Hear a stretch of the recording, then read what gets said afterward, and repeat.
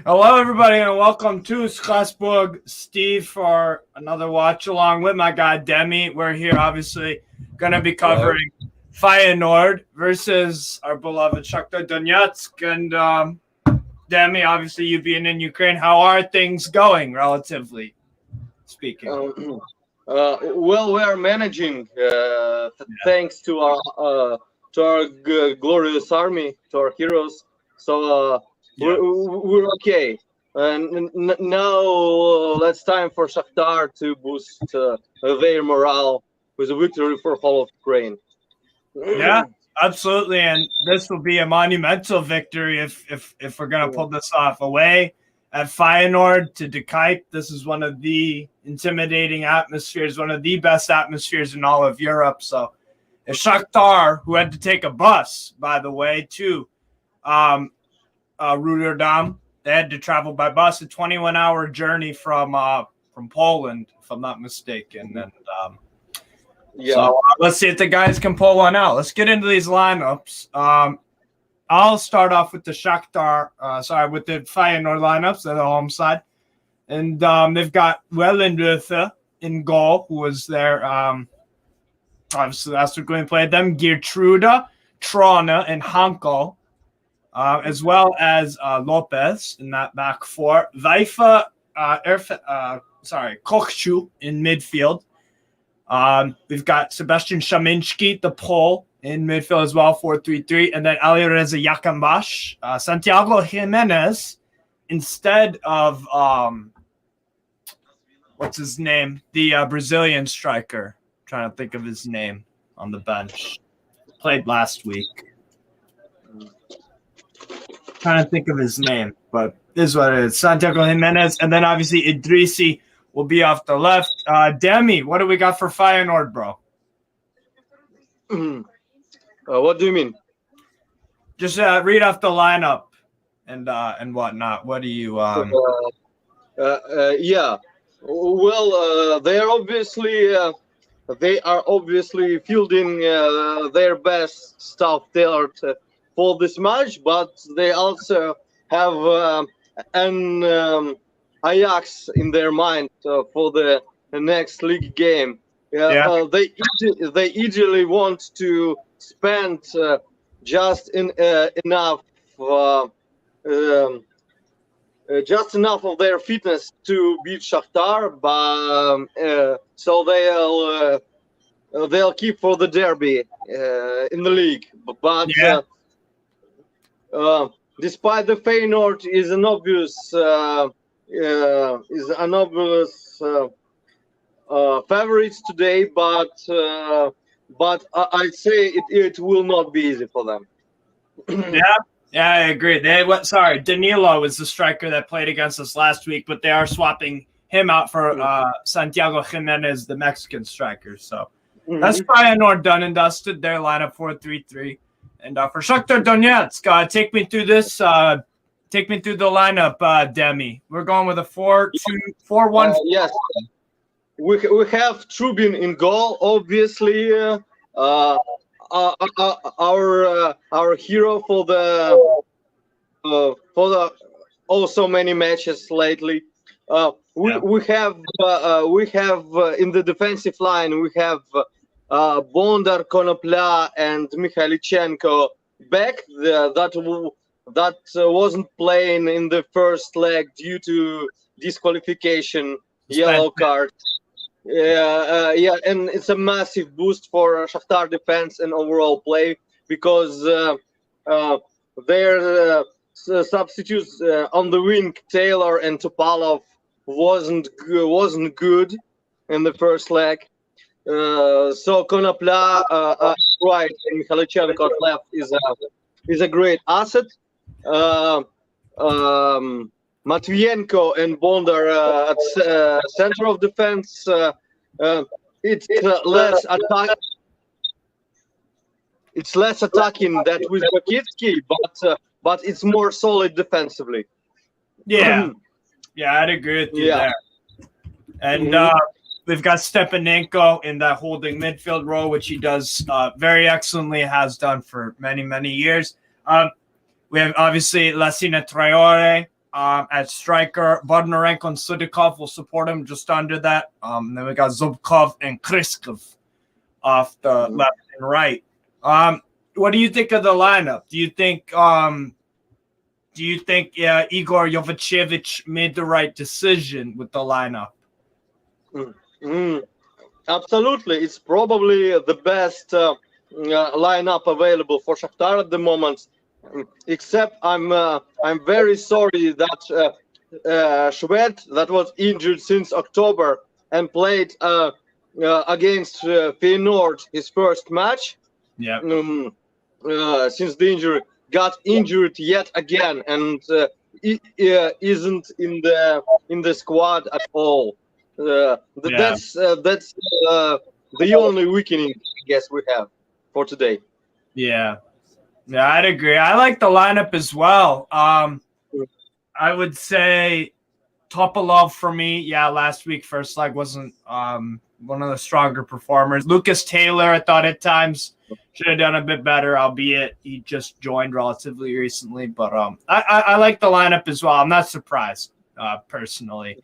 The fact is that we always have a chance with Trubin on the bench, in the starting lineup. We always have a chance with Trubin because he can make many crucial saves when we need it the most. So I'm happy with that selection, obviously. So, we'll see how it goes. What is your prediction for the match? What is your prediction? Well, my inner optimist says it will be 1-1 or 2-2, and eventually go to penalties. But realistically, I understand that Feyenoord is a huge favorite. Despite I know for a fact that Shakhtar will be defending bravely against this total football from Netherlands.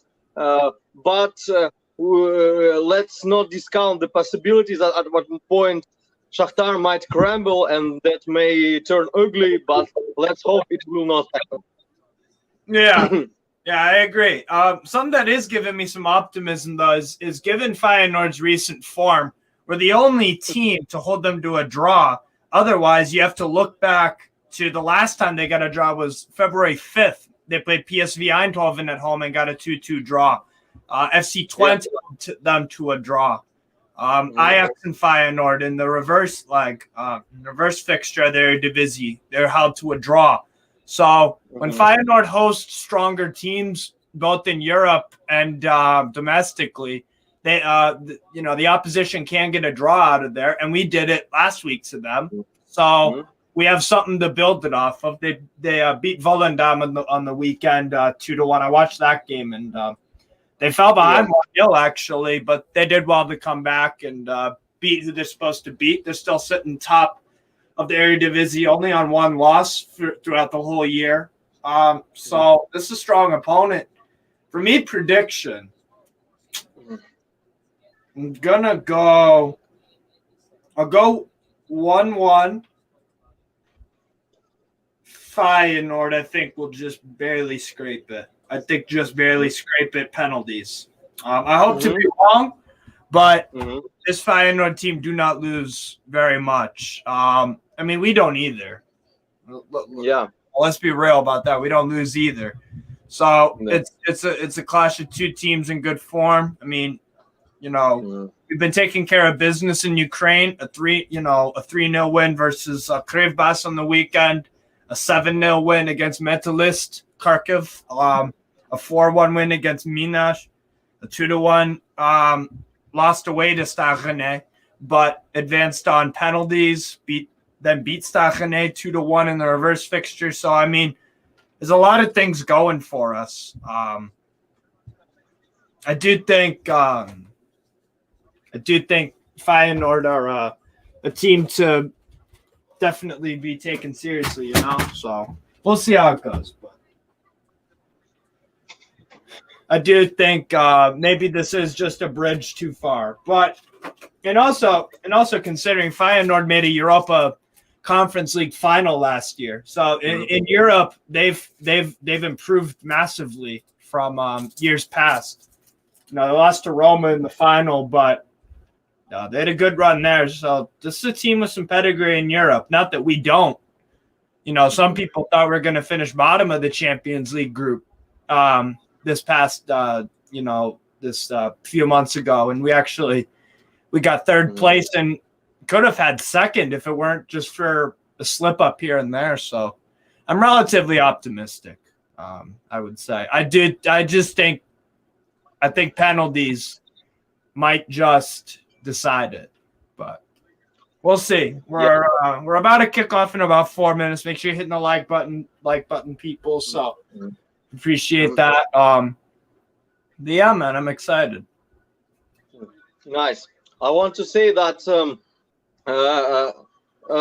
Shakhtar actually over the last 20 years have even more pedigree in Europe than Feyenoord, but this exact team, young Ukrainians, are less experienced overall.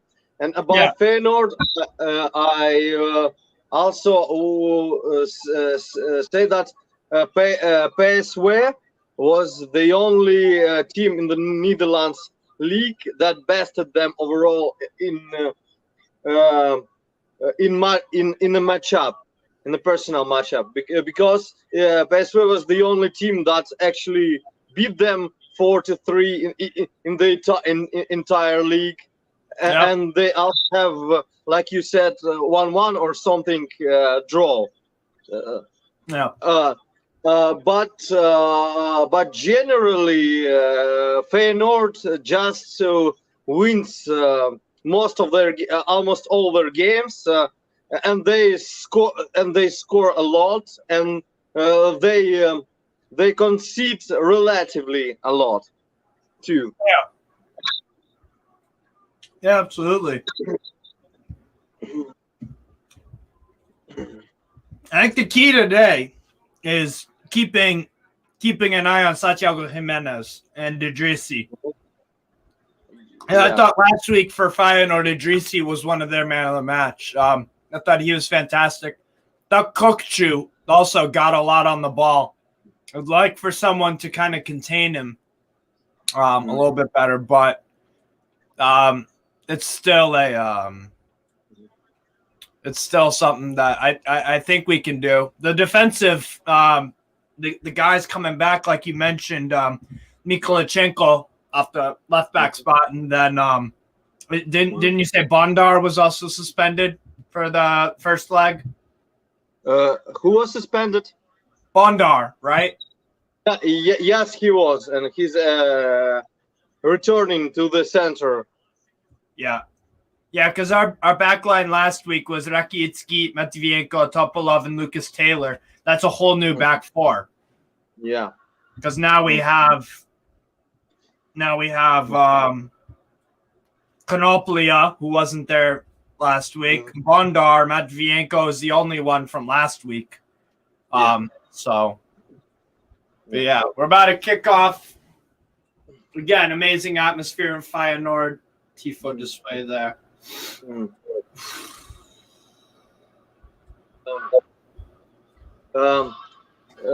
Today, 3 Shakhtar players will miss the next possible match if they all got yellow. It's Zubkov, Stepanenko, and Matvienko. Right.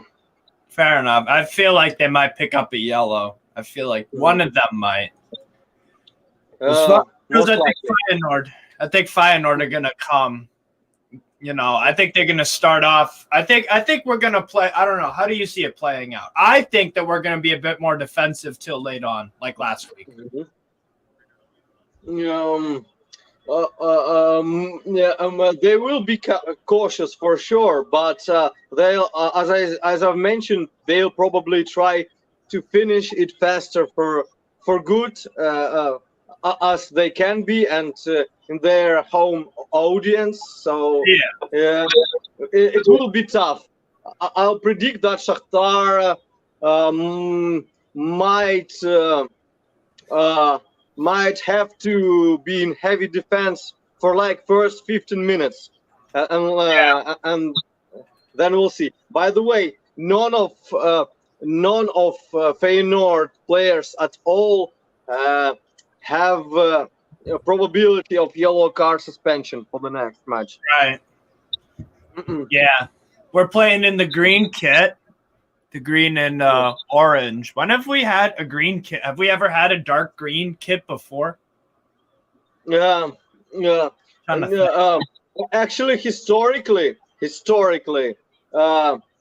Shakhtar had green kits, and green and black colors are international colors of mining communities. So even some clubs like French Saint Etienne have green and black because of Shakhtar because of mining association. Right. And there was a pushback for these colors in the 70s, but it didn't stick. So right. Shakhtar is playing black and orange most of the time since the World War II. Yeah. So we have started the match. Let's go. Yeah. But by the way, it's unusual match, kid, because we have third kid bottom part, white part. It's a mix between second and third kit. That green camo kit is actually a good reminder that there is a war going on, and I hope it will bring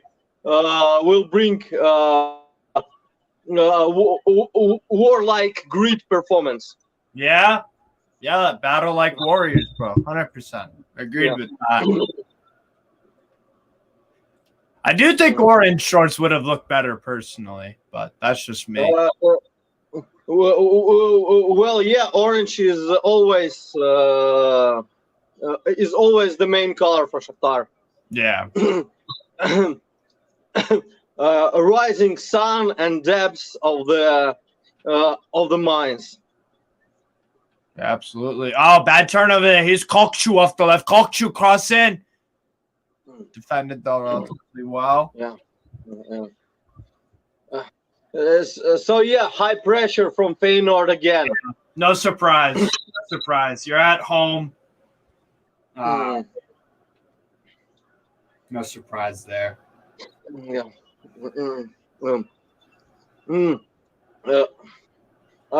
Some dangerous passes Shakhtar gives around. Yeah, from the back. Yeah. By the way, when a miner goes up from his mine and looks from these depths to the sun, it's orange blinding. Yeah.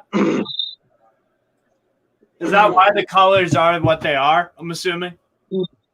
Well, at least there is myth they are. Yeah. By the way, Shakhtars from other post-Soviet republics have similar colors. Kazakhstan Shakhtar has red and black, and Belarusian Shakhtar has yellow and black. Yeah, Shakhtar Soligorsk, I believe, in Belarus, and Shakhtar Karagendi in Kazakhstan. I'm probably butchering the pronunciation, but yeah, those two teams. Yeah. You were pretty close. What? You were pretty close. Bad turn over here. Shot on doesn't get on target from Santiago Jimenez. Careful.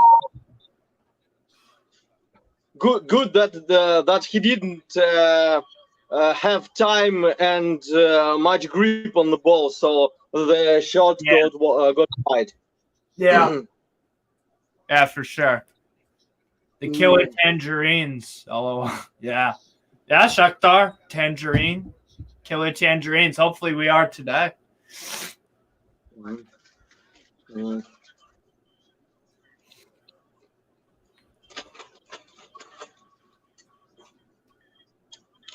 Here's Trubin, Panoplia, and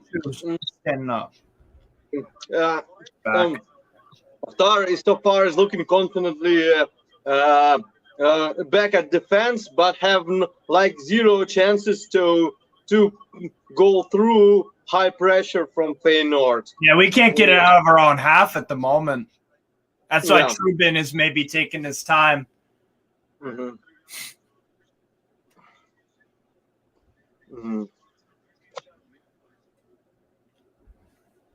Bondar back to Trubin. Mikolachenko. Trubin. Yeah, Jimenez and Idrissi are just... Here's Bondar. Just launch it deep. Just launch it deep. I'm getting sketched out by this. Because there you go. One bad touch when you receive the ball, and then it's right back in your own half. Yeah. Got to be careful. Yeah, watch out for Santiago Jimenez. Yeah, exactly. Exactly, BX Gunner. Exactly. Now, Santiago Jimenez this year has done a good job as a substitute striker. Oh, nice transition. Oh, but Traore misses the interception. That wasn't not the ideal pass from Zubkov, but I like this fast transition from defense to... We got the right idea. Yes. They're gonna double up on Zubkov, I think. Because he for me, he is our primary outlet to carry through and the main attacker. Defeat Traore. He probably is, but I was disappointed at his performance in the first leg versus Feyenoord and last games for Shakhtar overall. So if Shved was in his highest form, I would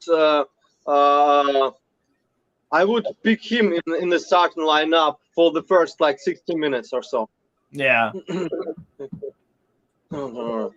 Never mind Shved in top form, just a healthy Shved. Yes. Trubin clears it out.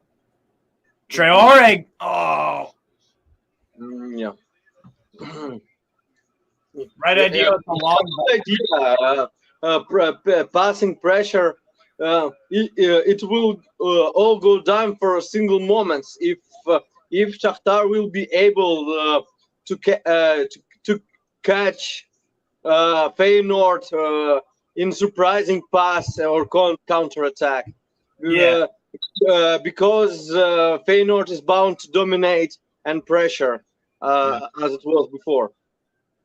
Trana. Vifa. Here's Hanko, the Slovak center back. Pass it. Oh, good interception there. Come on. Headed. Careful. Feyenoord just popping the ball around. They get so many guys involved in their attack on both sides. You just don't know where it's going to go.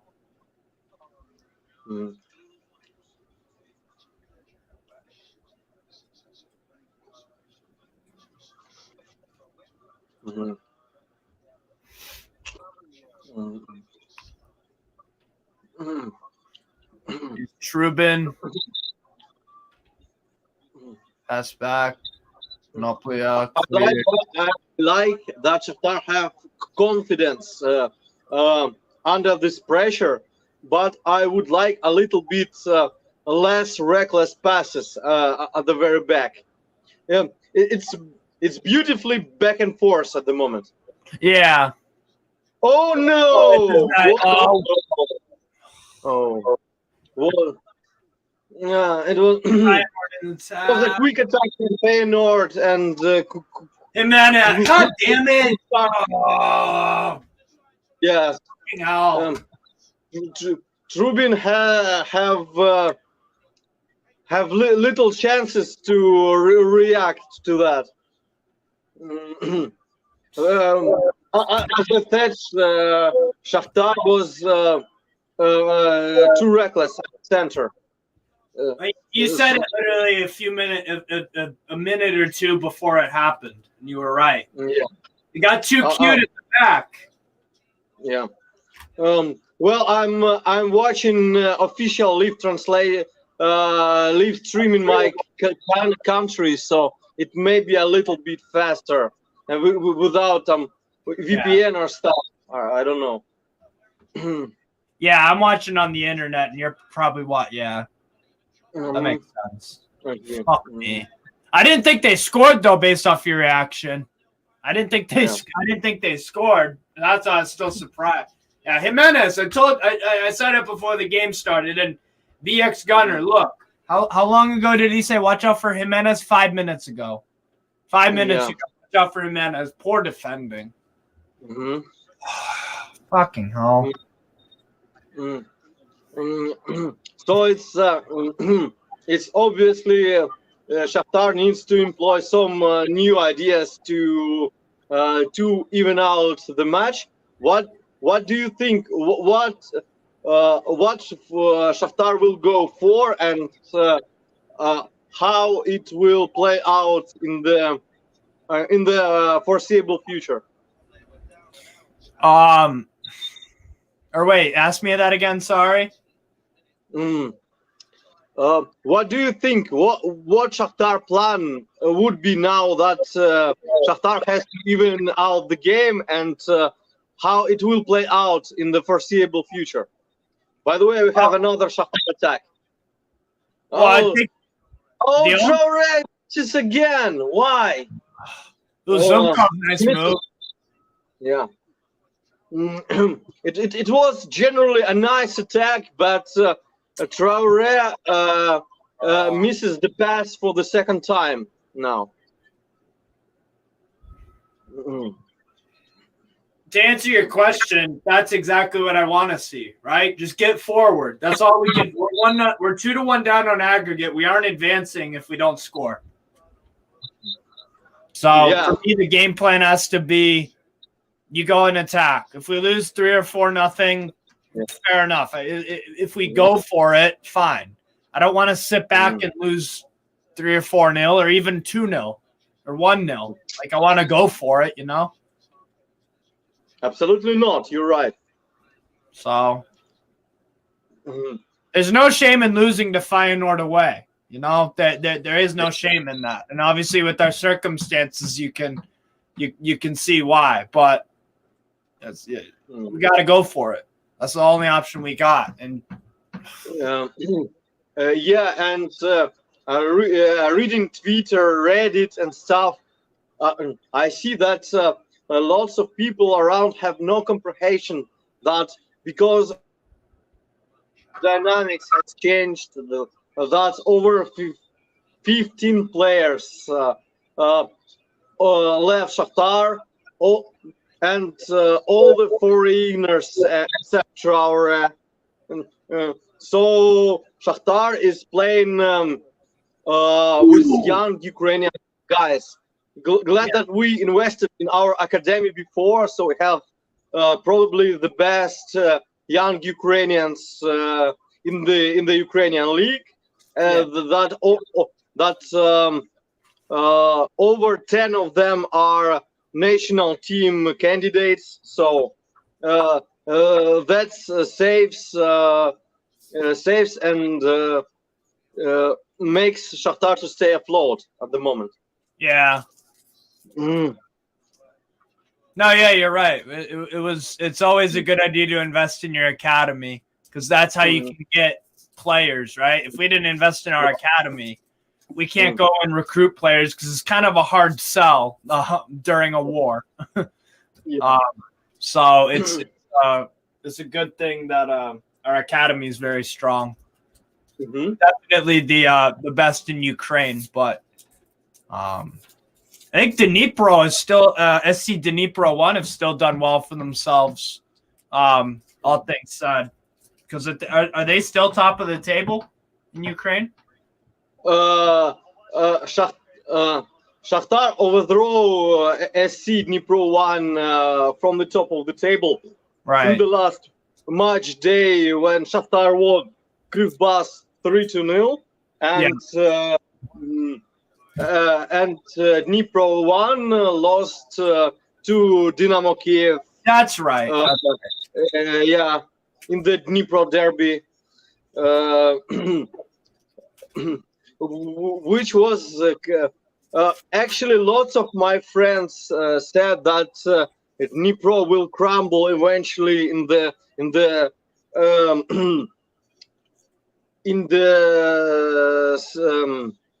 second half later of the later stage of the season. Yeah. By the way, Shakhtar offered 15 million euros for their main asset striker, Dovbyk. Also national players, but they rejected so far, probably because they really want to win the league.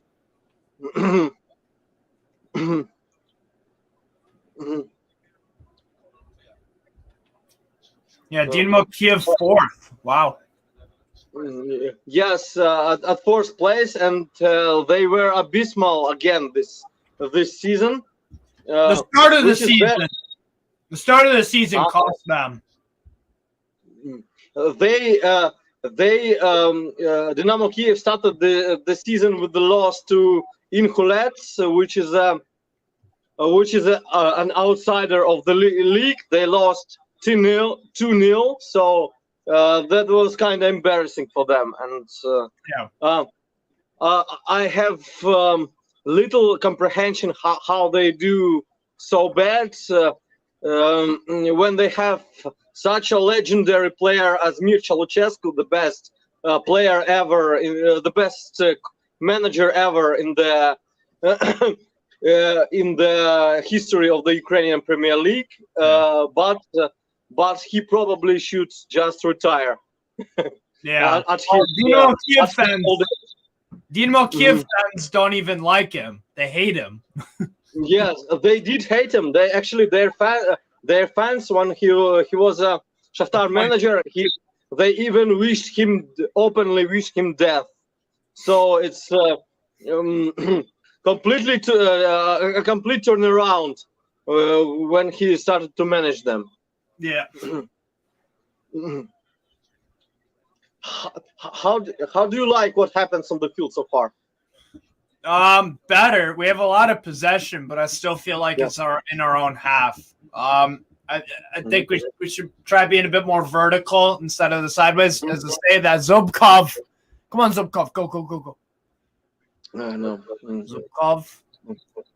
Konoplia. Come on.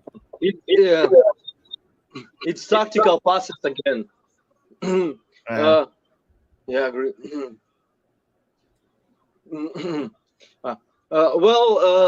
The only thing I like, just like in the beginning of the match, how unhinged, how unnervous Shakhtar players are. They are still pretty confident, and we have some possession, but as you mentioned, it may not be enough. We need to invent something at the last half. Yeah. Oh yeah, BX Gunner, you're right. Slovan Bratislava got their 2-0 up on Basel. Interesting.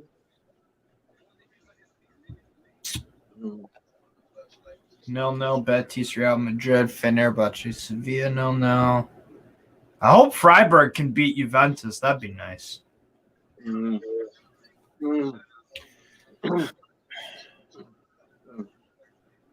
We definitely have a lot of possession. What? We definitely are possessing the ball a lot more. And we're giving a lot. That right-hand side is starting to become more of an asset than a hindrance like it was last week. Last week, the right-hand side was not very good. Yes, because Lucas Taylor, the right back, was probably the worst man of the match. Yeah. And Zubkov at the right wasn't actually delivering too much either. Yeah. He wasn't given any support from Lucas Taylor, so they both of their performances, they didn't help each other out, so they both looked like crap pretty much. Yeah. Yes, in a vicious circle. Yeah. Konoplia's done all right though, and that's why Zubkov looks a little bit better. Yeah. Trubin now on the ball. Just clear it. Konoplia. Go. Foul. What's up, Seb? This was good. Hey, decent.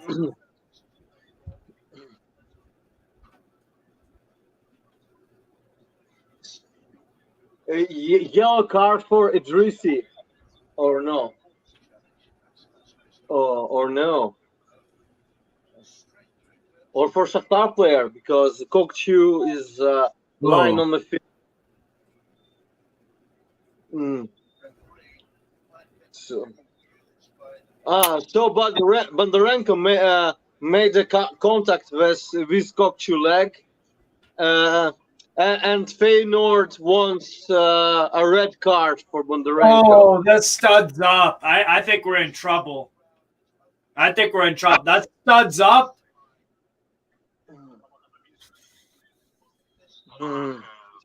I think that's a red, if I'm being honest here. Yeah,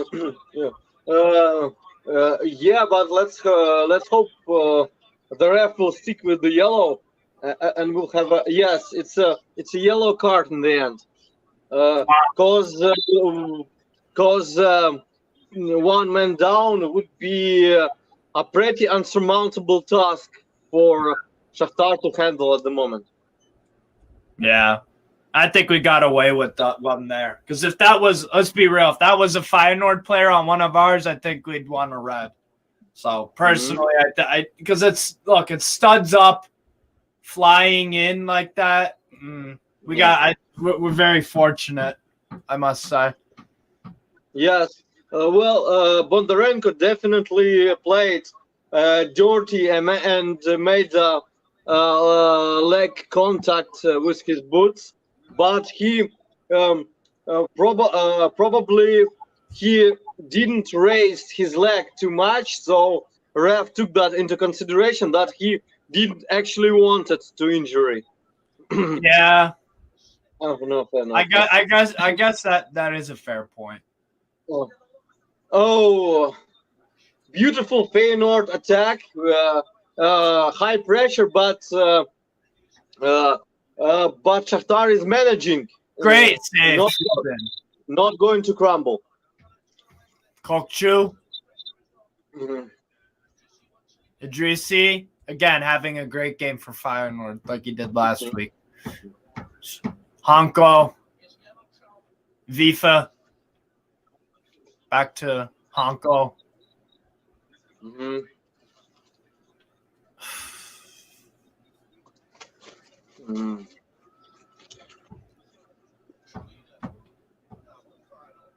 Another shot from Idrissi at the goal. Trubin at his place. Oh, good save, Trubin. Feyenoord. Yes. Trubin is doing great so far. The difference is between Feyenoord and Shakhtar for me, from what we've seen over the two legs, is Feyenoord have players where one pass can unlock a defense. From Kokchu, Vifa, Gertruda, overlapping runs. You've got, and then they're feeding, they're really, and Szymanski as well. They're feeding Idrissi a lot off that left-hand side. Great point. Yes, it's exactly what happens. Oh, come on, go. No. We are playing some. No. 2-0. Turnover, yes, Szymanski. it's the middle. Game over. Great shot from Kokchu. Not great performance from Trubin, and abysmal performance from the center of the field. Who? Why are we giving him? Why are we giving someone as talented as Kokchu so much space to just take a shot on? It's from outside of the box, fine, but it's still a clear. Fuck me.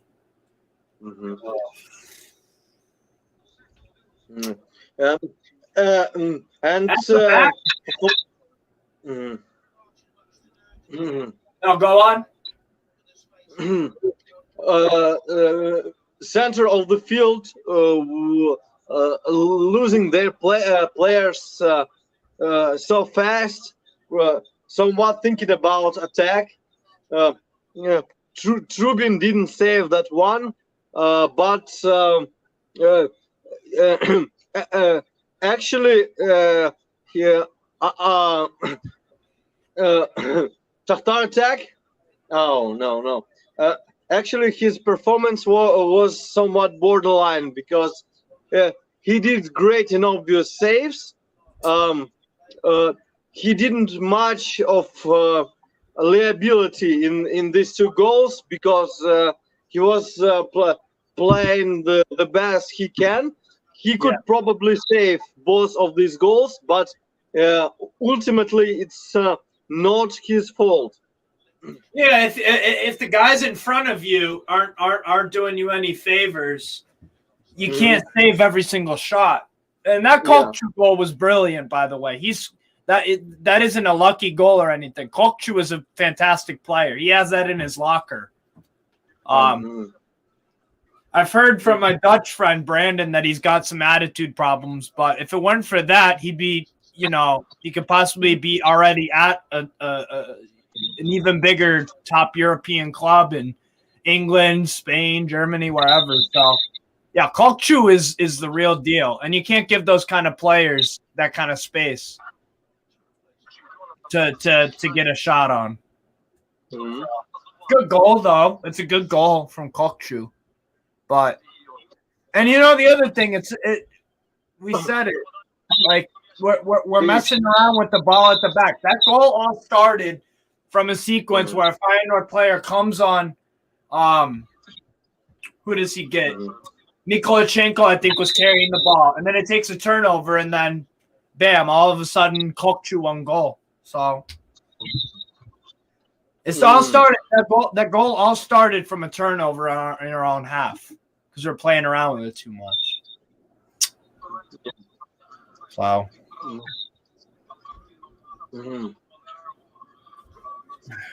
Yeah, I'll be right back. It was a nice offense from Shakhtar, but ultimately Shakhtar lacks a last pass, and Shakhtar didn't get so deeply inside as Feyenoord does. It doesn't go into striking position. Yeah. You can go on. So I'm glad with the attitude that Shakhtar is so far trying to attack and positionally doing good, but the lack of the real power inside the final third is actually worrying. Traore wants the ball. There was a fall on Konoplyak here, but ref isn't fathomed, and Matvienko will go through pass. Nice attitude from Shakhtar, trying to fight for the every ball at the final third. Let's go. Oh, Traore, yeah, sure. Oh.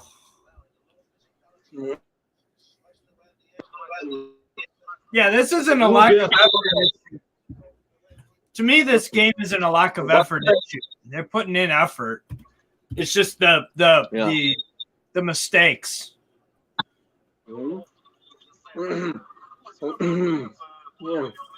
After the last Rakitsky bad goal, Feyenoord is actually covering their nearest part at the corners. Yeah.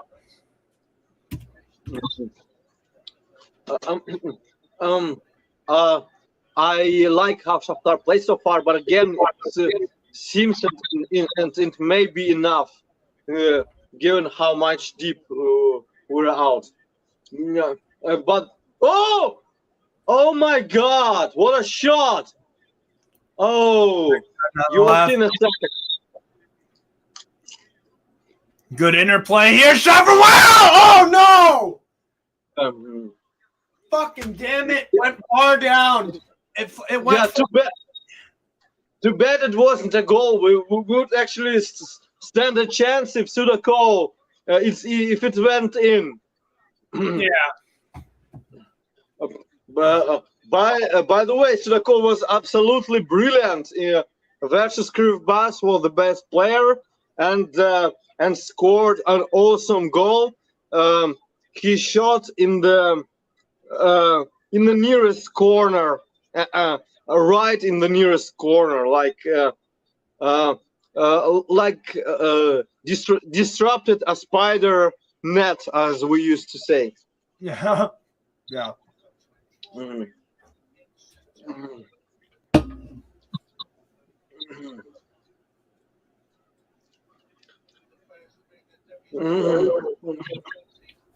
Hope they'll have opportunities like that again.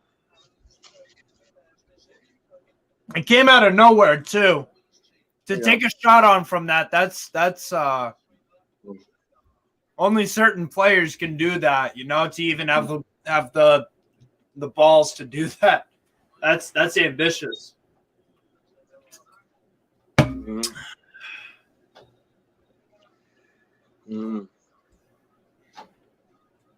I guess and also the difference is that Feyenoord are clinical.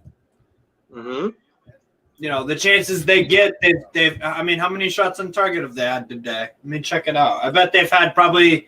I think Trubin's had 2 saves. So what? 4 shots on target. Yeah, 4 shots on target for Feyenoord, 2 goals. So that's 50% hit rate. That's cool. By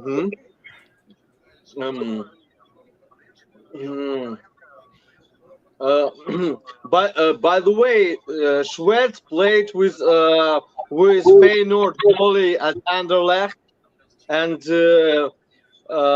he said that he's excellent at playing with his legs, but he's kind of shaky with long shots. So he implored Shakhtar players to employ long shots if possible. Right. Konoplia.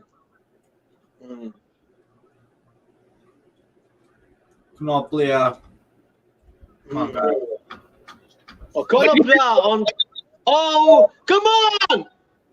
Oh my God! Oh, Zubko, what are you doing? What an attack! Oh my fucking God. Bro, that's wide open. Still. Konoplia. Yeah. And here's where they're gonna hurt us. That transition. Jesus Christ. Lopez. Jimenez. We're throwing the kitchen sink at them, so yeah. I'm happy with that. By the way, what exactly Stepanenko doing with that long pass to nowhere, or it was attempt, very bad attempt to overthrow a goalkeeper. Yeah.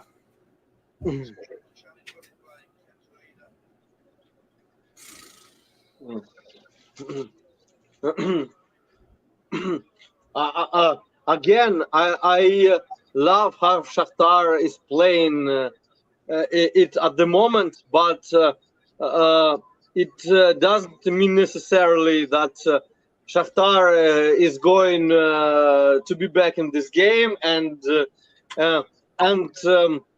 lack of the precision at the last third is very worrying. Yeah, you're right. Final third needs some work, but the build-up play is quite good. Krios, Sudakov particularly, and I feel like we need to get the ball to Traore a bit more, and not just the crosses into him, like get it to his feet. By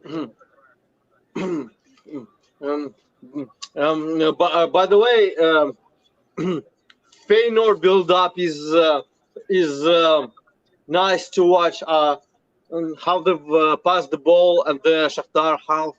It's actually reminiscent for me as best years of Shakhtar. It's this short, quick passes, cuts in the penalty area. Yeah, it's quite good. No, Feyenoord have been. I mean, we've been talking about it both legs before the games even started. This is a good Feyenoord team. Like they one loss the entire year in all competitions. I mean, they play really good football, loads and loads of talented players. A great manager, Arne Slot. I think he's gonna he could be a guy that goes to a big club in Europe for sure. I think Bundesliga would be a great, if Borussia Dortmund want a new manager, he could go to Dortmund. He could go to maybe even a Bayern München if they decide to move on from Nagelsmann. This guy is the real deal on his slot. Really good football. Yes, and he would be a match for philosophy at either place.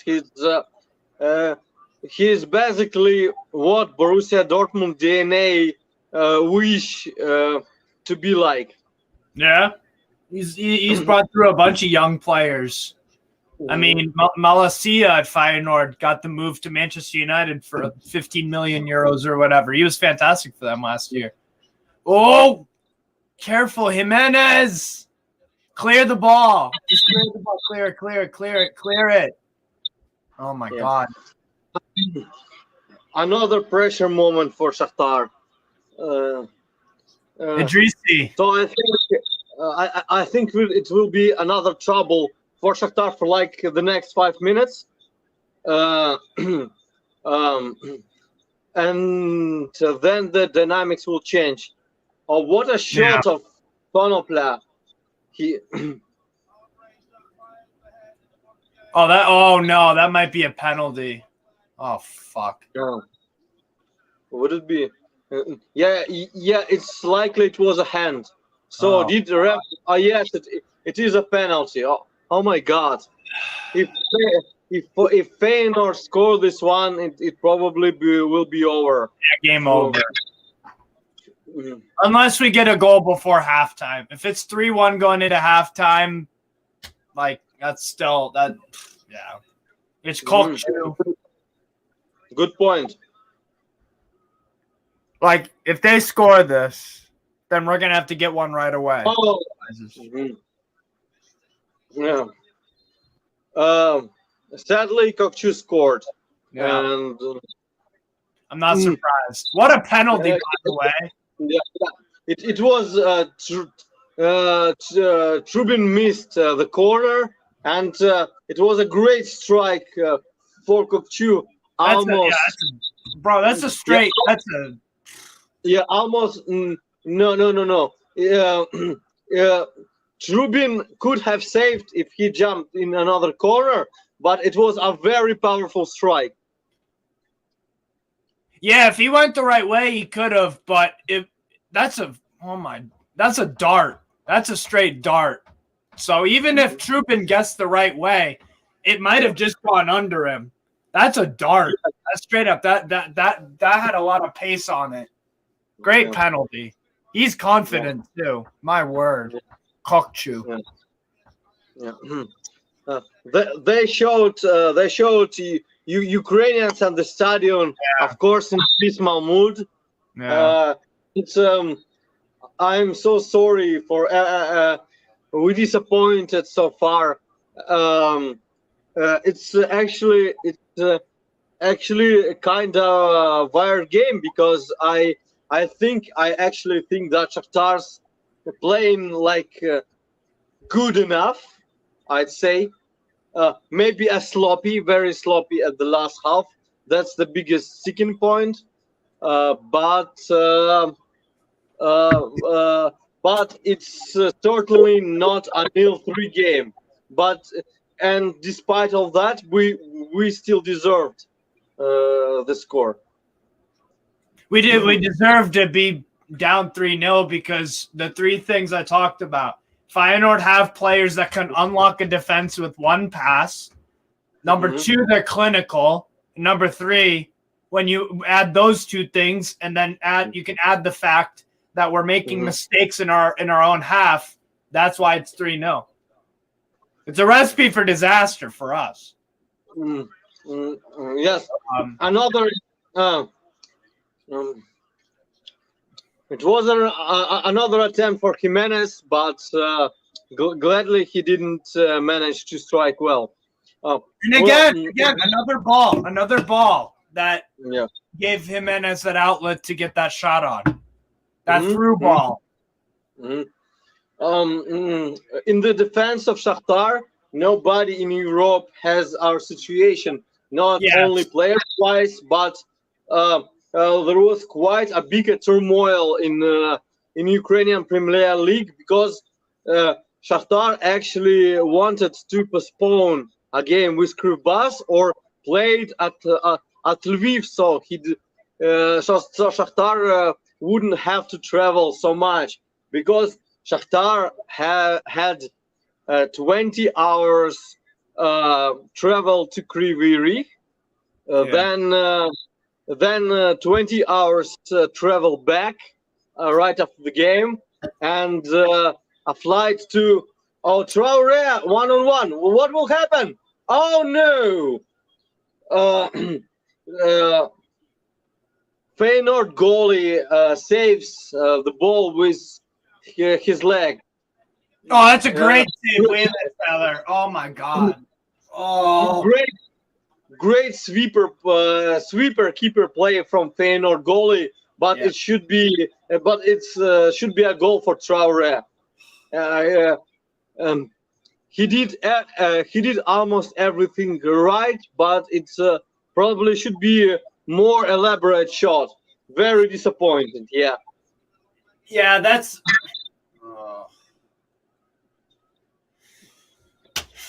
Nothing's going our way today. That's for certain. And by the way, thank you, Oregon Gooner. He says, God bless the Ukraine. Peace and happiness for all their people. Yeah, big up Oregon Gooner, my guy in the States, wishing Demi and everyone in Ukraine well. I echo the sentiment. Absolutely. I rate Shakhtar. Shakhtar just got a ton of cash. Demi, I have a question for you. With the Mudryk money, what have Shakhtar decided to do with it? Because obviously you got how many? 90, 100 million euros? Shakhtar got 70 million euros for Mudryk, and there is another 30 million euros. There is a possibility that will be paid in bonuses if requirements will meet. So it's a possibility for 100 pots overall. Shakhtar owner Rinat Akhmetov instantly donated 25 million euros for Mariupol restoration and Ukraine war effort. So we're actually good socially. I have no question about how Shakhtar is doing our social part in a wartime, and lots of this money will go for Shakhtar debt, because Shakhtar before the war, we got lots of great players like Pedrinho, David Neres, Vinicius Tobias that went for Real Madrid, and so on and so forth. And some of these players were Shakhtar got on like on credit, and we are bound to play that credit. So 25 millions went to Ukraine, and the rest will go for the debt and to sustain the club. Yeah, and day-to-day running. Yeah, and thank you for everyone wishing Ukraine well. I appreciate that a lot. Yeah, no problem at all. BX Gunner, Steve, do you think Newcastle will make their first big marquee signing this summer? I think Newcastle is the only realistic club that can get Osimhen or Kvaratskhelia from Napoli. Not the only realistic one, I would say, because Real Madrid and Barca are in financial trouble, so they might not be able to get them. But I would say, I think we've already made a marquee signing in Botman, Isak, and Bruno Guimaraes, because those guys could be playing in any of the big European sides, I think. I think they've been fantastic. Isak needs more game time, but he had the injury. Shot! Oh, wide. 1 minute added on to the end of the first half. I think we will make a marquee signing in the summer, yeah. And I would take Osimhen or Kvaratskhelia, absolutely. I think Georgia is producing some really good players. This upcoming generation is very promising. I'm a big fan of what they're doing.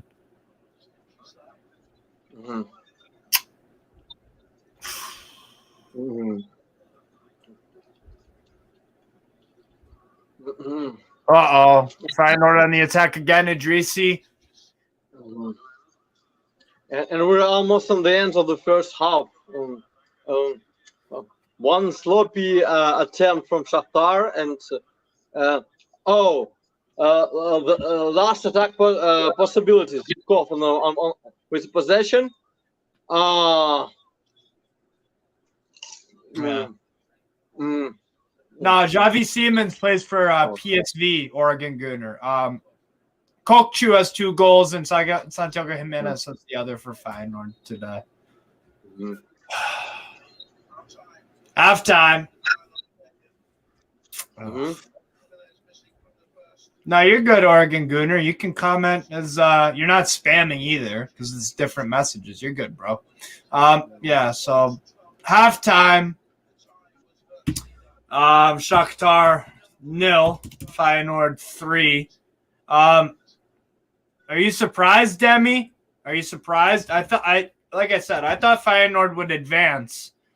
Because I don't know. I think Shakhtar running a bit on empty due to the circumstances, but I am surprised that it's 3-0.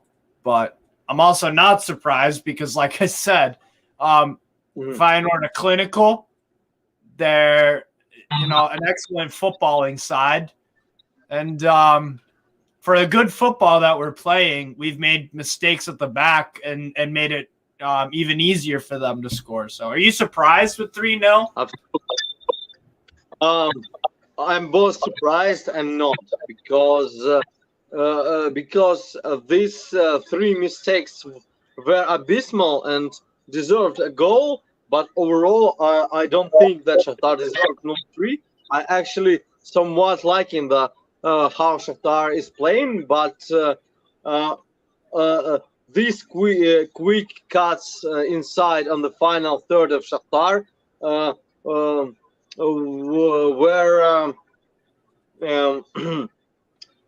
we should have swept them. It's mistakes not worthy of Shakhtar level. So yes, Feyenoord has like 95% chances to advance. but funnily enough, I enjoy Shakhtar game more than I did in the first leg. Yeah. Oh no question. I think the result is much worse than the first half of the first leg because it was 0-0. But we played better football. We are trying to go for it. We're just getting punished every single time by Feyenoord. Yeah. So that's the problem. I mean, if you're looking at the stats here, let me share that real quick. Shakhtar used to employ Brazilian players and at the attack at the midfield line for 20 good years, and they delivered greatly. And now it's total change for the club. So and young talents, Ukrainian ones. So it may be because of that. Yeah. And if we're looking at the stats here, we've got Feyenoord 11 shots compared to our 5. Here's the big problem, though. Look at this: 6 shots on target for Feyenoord, which resulted in 3 goals. We don't have a shot on target yet. That's too bad because I actually remember. I thought I actually remember one in attack, but that's still the shots on target. Even if it is 1, that number needs to go up because if you don't test the goalkeeper on goal, it's pointless. You know, absolutely. So 64% possession as well for Shakhtar, but 36 for Feyenoord. And with 36% possession, they got 3 goals. We've been more accurate with our passes as well, and they've had 8 fouls for our 2.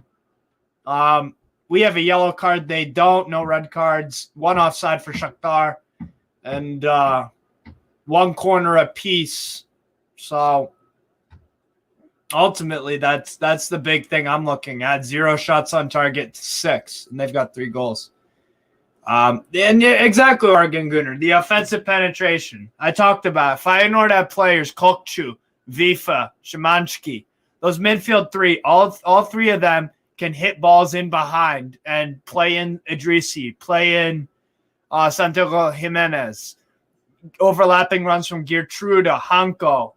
Pushes upfield, very good balls. You know, very good at pushing through. Feyenoord are just clinical today, and they've been clinical the whole year. To be honest, they've been fantastic. Steve, do you think Feyenoord can beat a top 6 Premier League team in a 2-legged tie? They could beat Spurs. Yeah, they could beat Spurs. Man City, probably not. But they would be competitive in the home game. Against Chelsea, I think they might just fall short. They might just fall short against the Chelsea. In terms of the 2 Europa League teams in contention from the Premier League top 6, you've got Man United and Arsenal. I think Feyenoord, they might win the home leg against Arsenal and Man United. I think away they might lose to Arsenal. They might be able to beat Manchester United, though. They might be able to. Hey, TJ Warren TV, what's up, my guy? How you doing?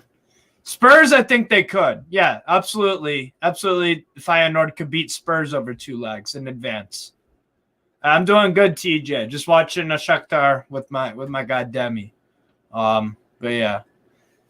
I think Feyenoord Arsenal, if Arsenal do advance today, I think that could be a great tie. That really could, because Feyenoord are a very good side. Very impressive side. So I don't think they would beat. I think they could beat Arsenal away in the home leg, and that's what I'm interested to see if Sporting. That's what I'm interested to see if Sporting can do something tonight against Arsenal. I think they'll just fall short a little bit, but I still think Sporting are going to put in a good performance tonight. So, but yeah, Feyenoord, they could make the final again. You know, Arne Slot got these guys into the Europa Conference League final last year. So Feyenoord in Europe have been improving. When you have Kokchu, when you have Szymanski, when you have Jimenez on the bench, you've got Danilo, you've got Gertruda, Hanko, all these guys. They're good players, Feyenoord. A very good manager as well. 3-0 advance today. We had the win in our sales right now. That's true. Yeah, you guys absolutely you curb stomped Fulham, in all honesty. You absolutely curb stomped them. I was very impressed with that first half. My word. Second half, you just killed the game off. Yeah, very good from what's it called? From Arsenal. Yeah, Feyenoord are a great side, honestly. Yeah, Feyenoord are no mugs, yeah. But yeah. It's looking grim for Shakhtar. I don't think we have 3 goals in us. I really don't. I've seen crazier things happen, yes, but I think this might be just a bridge too far, if I'm being honest. We'll see. We'll see.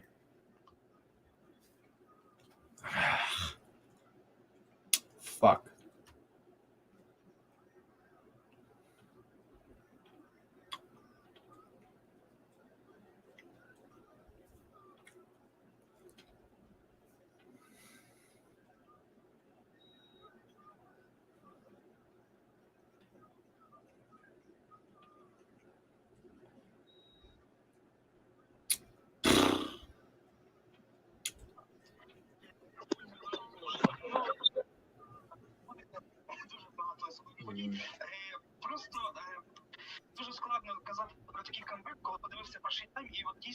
You back, Demi? Yeah, I'm back. Would you make any halftime subs for Shakhtar or no? Looking at who we have on the bench. No, I probably wouldn't. I'll keep it at that at least for a 16-minute mark. Yeah. But if Feyenoord will score a 4th goal, I will try to play subs just for experience or something. Yeah. The guys like Topalov, Nazarina, Ocheretko, Sikan, Petrak. Yes, Kevin, Kelsey, absolutely. Yeah, are need to have experience. And Kelsey is indeed very promising. Yeah, I agree. My Arsenal buddy, Morgan Gunnar, asking you about Mudryk. What did you think of Mudryk's time at Shakhtar? Yes, I rate Mudryk highly. I've read lots of angry Arsenal tweets because it was like a swap for Chelsea at the last moment. I understand the emotion. Yeah. I don't understand some of the tweets, but I'd say that Mudryk is indeed has a world-class potential. He might not deliver instantly, like all this 007 memes and stuff. That was around, but I'd say that he will instantly in time adapt to English Premier League and will play much better. At the moment, he missed a lot because Shakhtar played last time in November, and he made a Chelsea switch at the February or in the late January. Yeah, I'm sorry. He had like 2 training sessions with Shakhtar in 2023. So he isn't ready by all means in form and stuff. He isn't adapted to Chelsea. He didn't adapt to England. He have no good form yet, like in physical form. He got no mid-season, no pre-season, anything, and he bound to have a good pre-season with Chelsea to deliver, because he still struggles with chemistry in his partners. But if you ask me as an Arsenal fan, did your club missed a great guy? Yes, you did. I'm sorry. I'm sorry to disappoint, but I believe in Mudryk strongly. He also had a very long time to adapt to Shakhtar, because he was Shakhtar first team players since 18 years old. Yeah. He wasn't making a starting lineup before he hit 20 or 21. He adapts very slowly. Yeah. Now there's another question about Mudryk. Do you like him on the wing more or in the middle? And also another question, when you finish up those two, who is a player from Shakhtar now that Arsenal should be looking at? I've got three names. Looking at it's Shakhtar should be looking out for Sudakov. He's the best potential out of these guys, and it's kind of like Shakhtar's Iniesta at the moment. And for Mudryk, he's obviously on the wing. He always played on the wing at all levels. In the last English Premier League game versus Leicester, he played at the center out of necessity only, because they have no room, no space for him at the field. Their S guy. What player on Chelsea on the left wing? Raheem Sterling. Yes, Sterling has returned. So he's obviously a better choice than Mudryk at the moment. So that's why they put the Mudryk in center. But overall, Mudryk is a winger, no question about that. Yeah, off the left. For me, three players, Oregon Gunnar, from Shakhtar that Arsenal should be looking at, since you missed out on Mudryk. I agree with Demi. Sudakov. I'm a huge fan of Sudakov. Zubkov still needs some development, so I'd say I'd rather see for his development. Obviously, if he's good enough, he'll move on from Shakhtar. But Zubkov, and then if you need a goalkeeper for whatever reason, Trubin. Yes, and by the way, Oregon Gun, yes, very, very rapid. He was actually the fastest players in all of Champions League last season, so that shows. Champions League, so that means he's faster than Alphonso Davies. That means he's faster than Ousmane Dembele at Barca. That means he's faster. He had a higher top speed than those guys. And Alphonso Davies is. They actually gone toe to toe with Alphonso Davies on the stats. Yeah.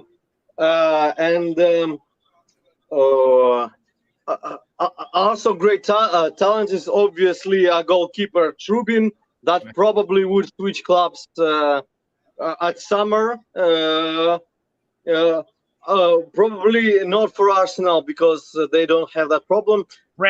Tottenham, yes, their rivals Tottenham are eyeing Trubin, and he could be a great asset for some club for a long time.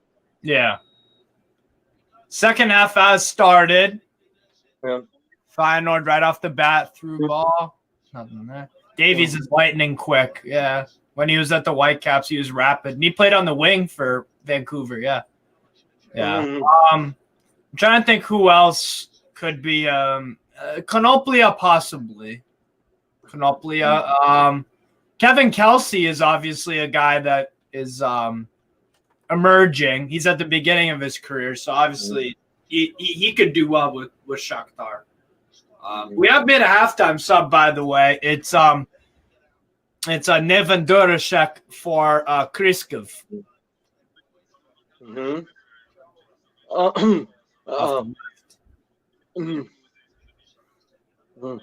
By the way, Kriskov is playing at Mudryk position, and doing pretty well, despite he's absolutely a different player than Mudryk, a different profile. It's back and forth at the field at the moment. He's a more of a scorer and more of a passer than speed demon as Mudryk. So it's a night and day, and Shakhtar had to rebuild its entire build up because half a year ago it was basically passed to Mudryk. I think the one thing Mudryk does need to add, though, you're right, world-class potential. He needs to add more goals and assists to his game. Mudryk.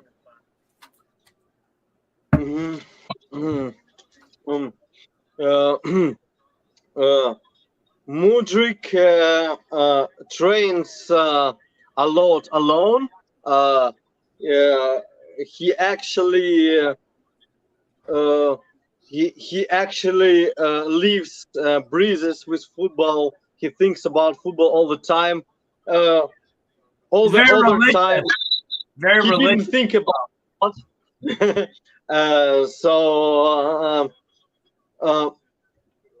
And he actually got a bit of a flack in Ukraine for posting in Instagram too much, for being like TikTok blogger.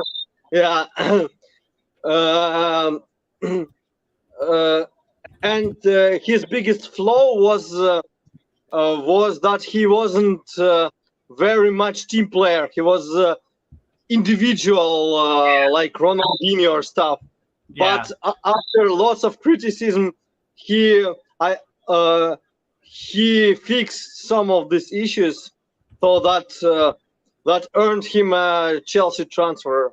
In the end of the day.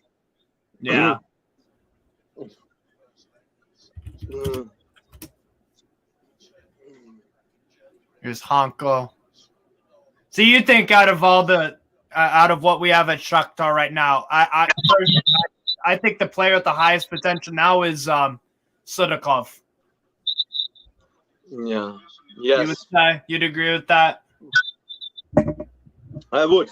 Oh my God! Now it's all over. It's all over. FIFA. Feyenoord scores the first goal. Oh, what a fucking goal! Oh my God! Beautiful one of that, but it's very disappointed. Wow. They're just. It all started when a newcomer, a new sub, Jurassic, lost the ball. And the center started with Konoplia, and Stepanenko lost their player and made him strike. It was a beautiful strike. Konoplia got roasted there. Yes. Broke his ankles, bro. Jesus Christ. Oh. Idrissi has deserved a goal, by the way, because last week he was outstanding, and today he's been also dynamite. He's a phenomenal player, Idrissi. My word. He indeed are. Yeah, 4-0. Yes. Let's not. I'm not trying to get embarrassed here. So let's just sit back and not make this completely demolished. Yeah. If we lose 7-0, then Dnipro are going to be licking their lips, hopefully thinking Shakhtar might be mentally scarred a bit. This can't get ugly. It might though, because Feyenoord have every single time they've gone forward, they've looked like scoring. Oh, good ball here! Come on! Just pull one back. No, nice shot from Zubkov at the moment, by the way. Yeah, and Sudakov, great ball to find him as well. Oh, good save, Villain fella. Oh my God.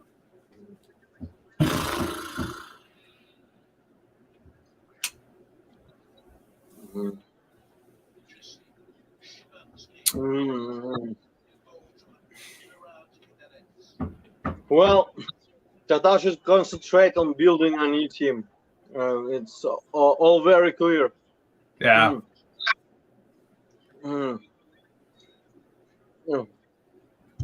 And Shakhtar has lots of problems within the clubs. Yeah. Except those players, over 15 players that left Shakhtar. Depths about them that got almost dealt with Mudryk transfer. Shakhtar lost their impeccable scouts. I believe Shakhtar had one of the best scouting in the entire Euro. Yeah, in my opinion. Well, because we've done it consistently for 20-odd years, like you said. We've consistently found replacements for Willian, for Fred, for Fernandinho. You know, we'll find a replacement for Mudryk. If Kevin Kelsey becomes good and he moves on, we can find a replacement for him. We can, there are a lot of Zubkov, like you said, the academy is very strong and in a good state. And same with scouts. But, it is rough that they left. Where did the scouts go? What? Did the scouts move to a new club, I'm assuming? Yes, they went all to different clubs. Some went to Portugal, some went to England, some went to even Dnipro one.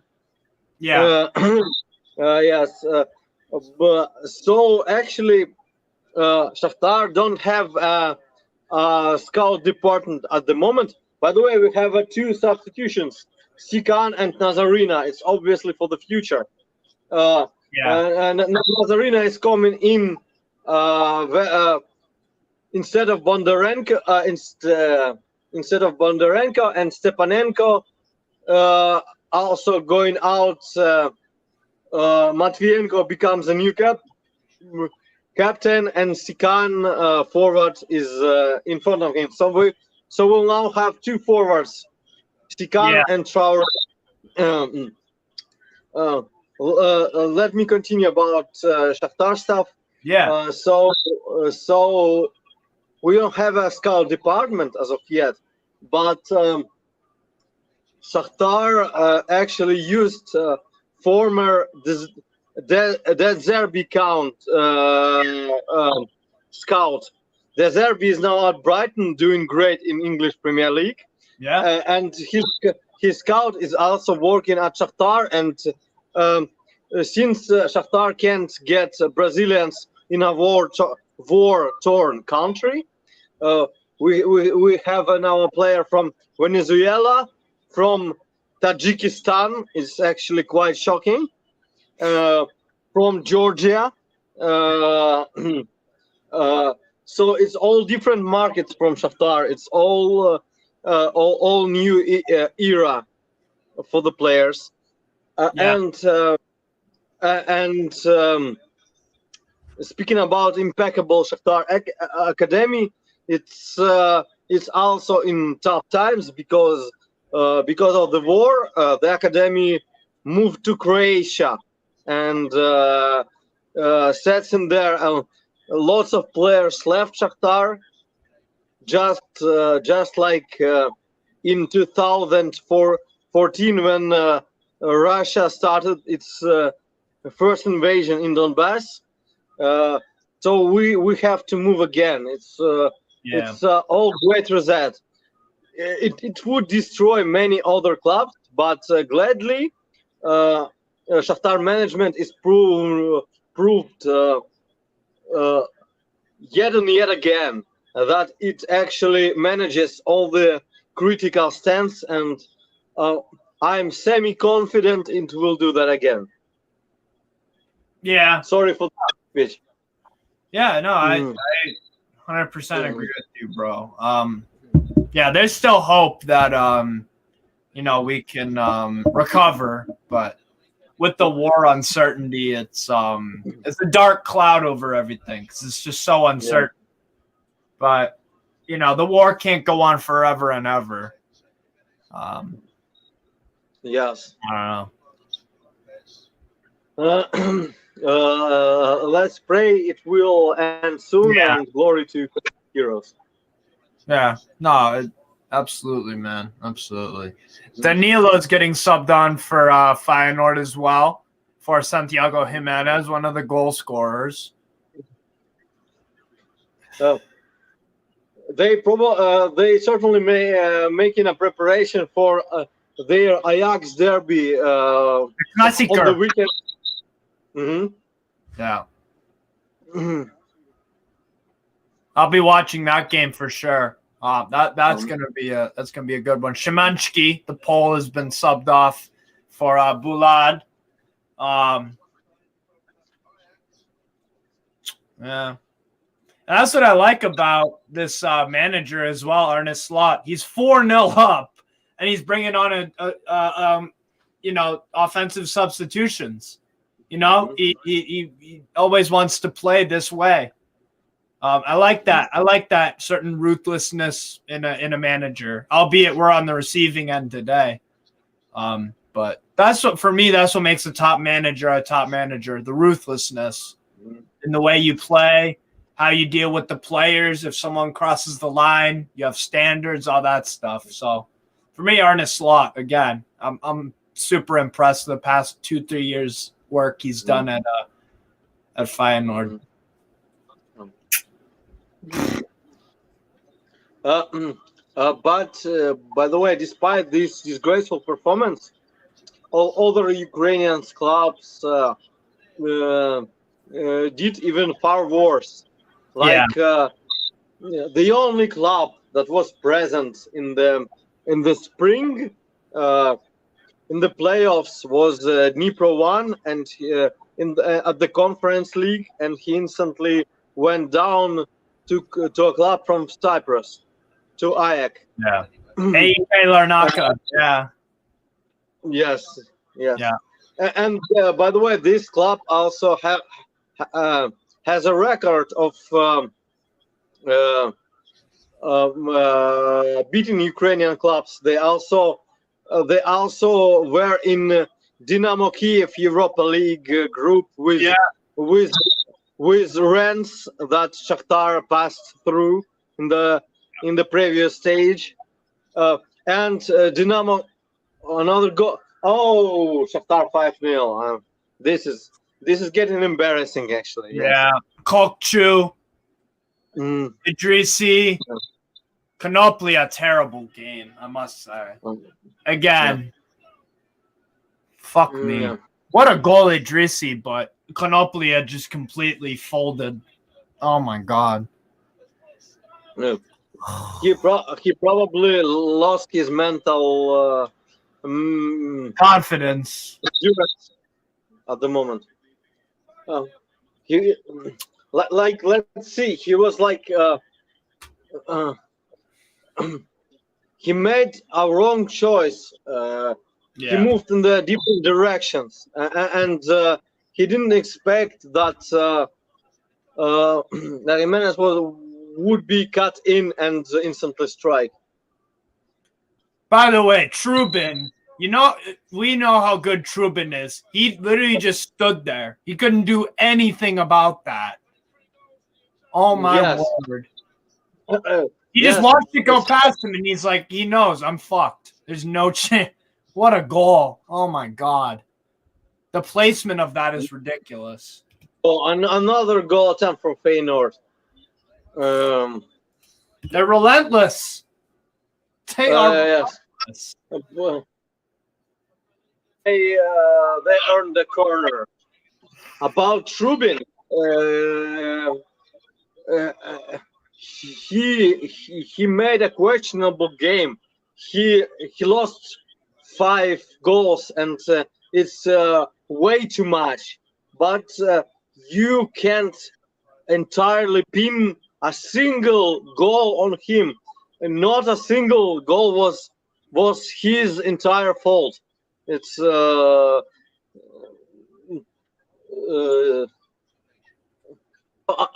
let you be the judge of that. I mean, bro, let's say Trubin magically saved 3 out of the 5 goals. The goal they just scored, I don't care if you have 2 goalkeepers, 3 in net. No one is saving that shot. And so then that's 1 goal that no one can save. Even if you have any goalkeeper, you could have 2 or 3 in net. No one's saving that goal. So and we don't look like scoring.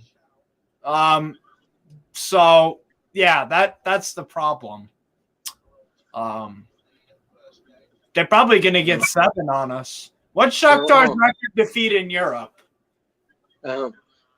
By the way, it seems Zubkov got an injury, and it's a major problem for Shakhtar. Not only in this game, that obviously might require a sub, but it's a problem generally because on the right flank, Zubkov is injured, Shvet is injured, and not a single player.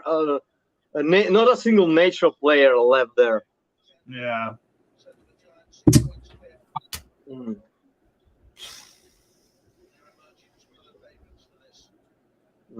Do you know? I honestly, I've been watching Shakhtar in Europe since the game against Roma in 2017. I want to say. I don't remember a worse performance than this. And we've played Real Madrid 4 or 6 times actually. We've played very strong. I've never seen this. Yeah, could have been another one. Trubin deals with that. But also Shakhtar didn't have no Brazilians on the field since 2001. It's like 22 years. Shakhtar is basically a Brazilian host in Europe. Yeah. By the way, I was live at that match versus Roma you've mentioned, and it was a great entertainment. Yeah, absolutely. And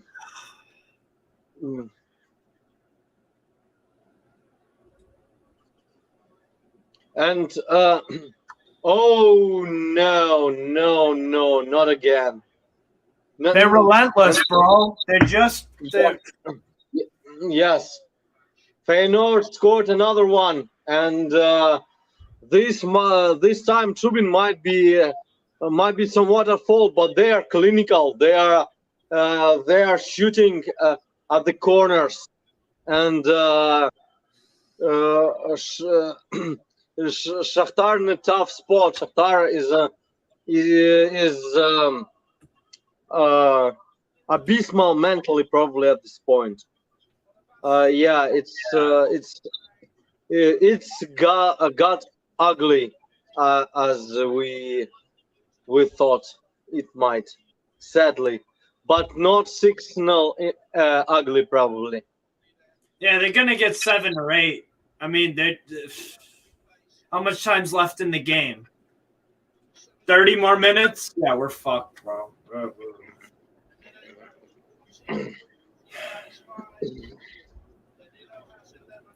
If I'm the manager, by the way, this might sound ridiculous, but if they put up like 10 or 11 goals, let's say, That's not out of the realm of possibility. Bro, protect your job. Yeah. Like again, I wouldn't sack him after this, but the club might if you lose 11-0 or something like that, because that's what it looks like. There's 30 minutes left in the game, and we've just conceded how many fucking goals in the past few minutes? That's 49, 60, 64. So that's 3 goals in 15 minutes. We have 30 minutes left. That's 6 more goals. If 15, 30. Or 25 minutes, sorry. Like, let's not get 9 attempts on target, by the way. 9 attempts on target, 6 goals. That's ridiculous. My. Actually, I have a horrendous news. It's 7-0 by now. Another quick shot of the corner, and it's horrendous. Danilo this time. It's probably a match that may destroy Trubin's mental health or something.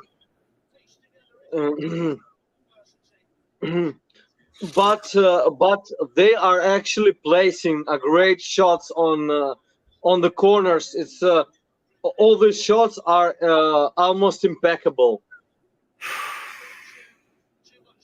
And Trubin again was a little bit too late to react to that, but it's not the goalkeeper's fault no more. There's 11 guys out there that look devoid of anything. Yeah. Yeah, this is gonna.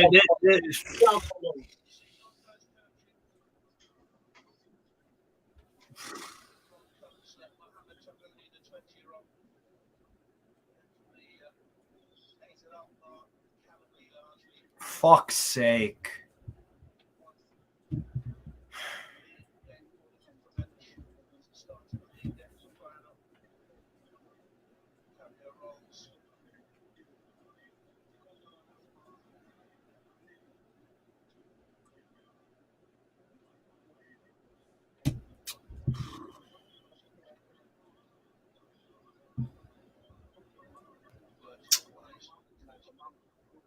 Yeah, this is I need to find out what our record defeat in Europe is. I've never seen anything like this from Shakhtar Donetsk. I've never seen this.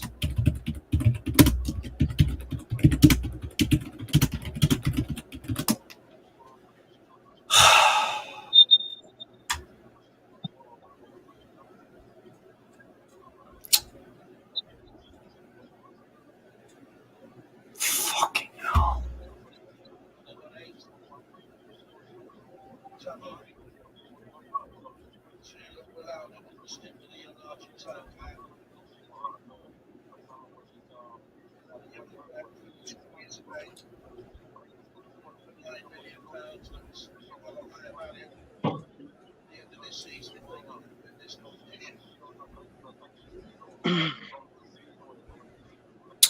Demi, surely this is our record defeat in Europe since our first ever appearance in '76 in the UEFA Cup, right?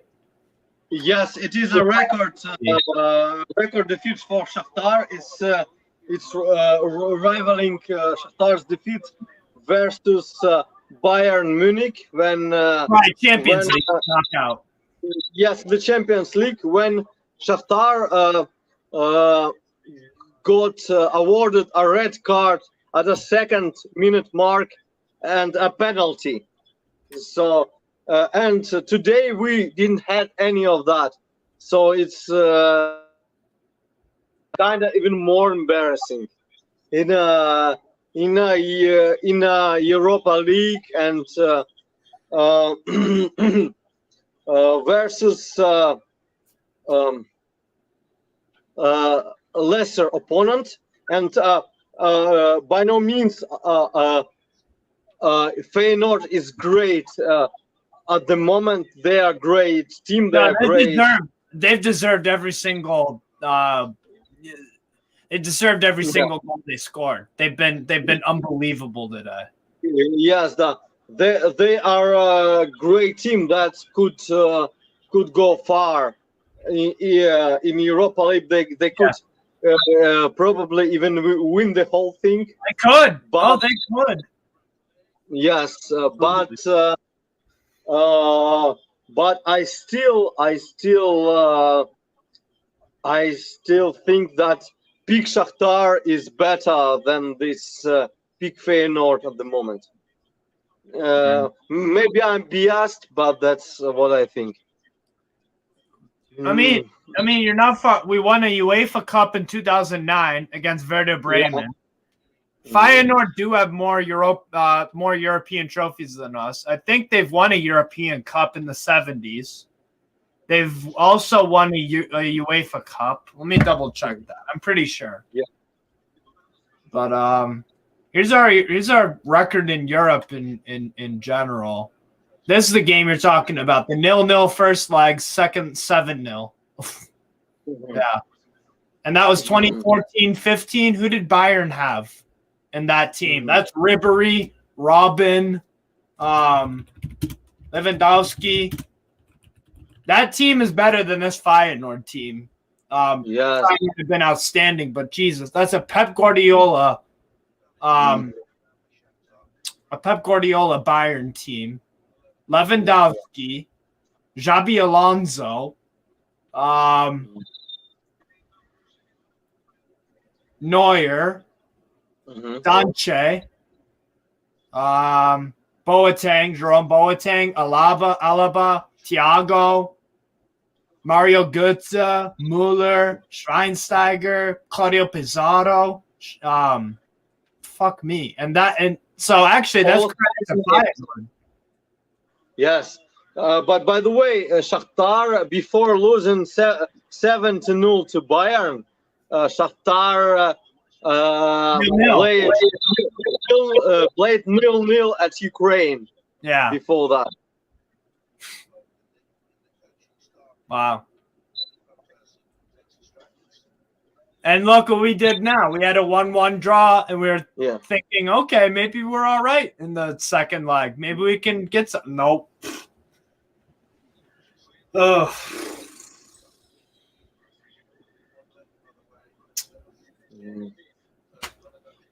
But I actually very like what game Feyenoord is playing. They that's exactly what Shakhtar would want to look like. That's the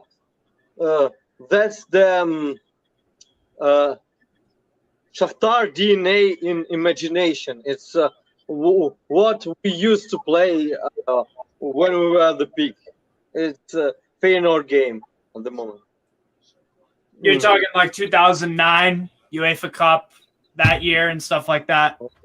Yes, but the Shakhtar like in 2013 or something was even better than. Who did we have on that team? So 2012-13 or 13-14? Yes. Who did we have on that team? So we had Juventus. Hold on, let me pull it up for it. We had in 2012-13, we had a 1-0 loss to Juve, drew with them though. 2-1 win for Chelsea, a 3-2 loss, 2-0, 5-2 against Nordjylland. I went to some of these games live, and by the way, when Shakhtar was in 2020 was outclassing Chelsea. It was really a better team than Chelsea in 2020, and Shakhtar won 2-1 at Donbass Arena, but could won much more than 2-1. They scored future Premier League stars like Fernandinho. Oh yeah. And at Stamford Bridge at London. Shakhtar lost 3-1. 3-2. Being 3-2. But Shakhtar were leading 2-0 because William, the future Chelsea star, scored 2 goals, and actually, it was an even game. Chelsea scored at the very last moment because of goalkeeper Pyatov. Was that Victor Moses? Victor Moses, right? Shakhtar was a better team overall than Chelsea in 2020. 12. 12. I'm sorry. Yes. That by was the way, Victor Moses, right? Victor yeah, Moses. by the way, a year or two earlier, Shakhtar topped the group, topped the Champions League group with Arsenal. Shakhtar got 15 points, and it means 5 victories out of 6. And it was a great time. It was a great time, but at Donetsk, but it all we had Braga in the 20. You're talking 2010-11 Champions League. We had in that group. Arsenal beat them 2-1 at home. Beat Braga home and away, and Partizan Belgrade. They are 15-6. Wow. Yeah. By the way, what happened in 2009-10? We lost to a Romanian team, FC Timișoara. Timișoara, yes. Timișoara, yes. What happened? It happened that our manager Mircea Lucescu was out because he had a heart problem. He was hospitalized. He was nearly dead at the moment, at the time, and we were leading. But his assistant manager, a guy from Moldova, Alexandru Spiridon, and he didn't lift up for the task. And Shakhtar were also a better team versus Timișoara, but it's just all words without actual result. So what the hell? We had Pyatov in goal. We had Rat at right back. I recognize Rat. I believe he's Romanian. Yes. Dario Serna, Hubschman, Kutcher, Judson in midfield with Guy, G-A-I, Ilsinho, Fernandinho, Luis Adriano, and Chigrinsky. Jesus. Yeah. And then on the bench we had a Lewandowski. What? Not the Lewandowski. It was a different Lewandowski, a Mariusz Lewandowski, a Shakhtar holding midfielder.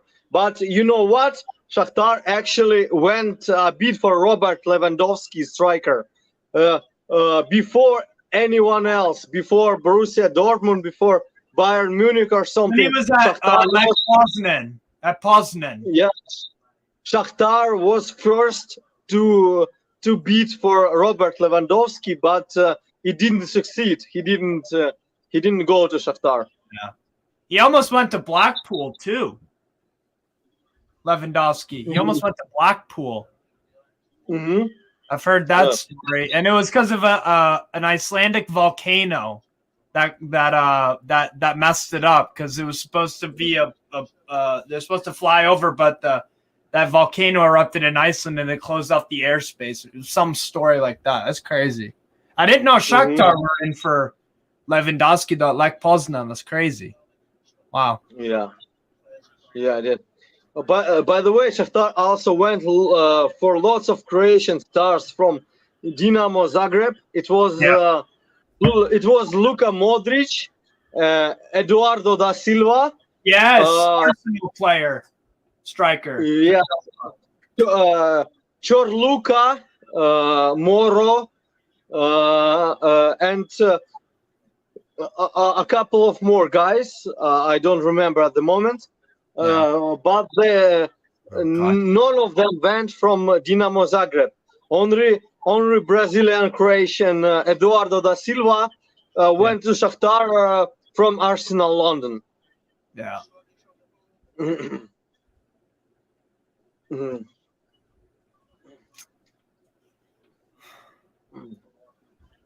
Even if we had Eduardo da Silva today, we'd still be losing 7-0.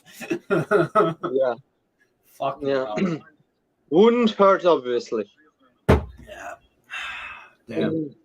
Sebastian, who's the friend with you on the panel? It's my guy Demi. Yeah, man, those Rotterdam boys are going hard on Shakhtar. Yeah. Yeah.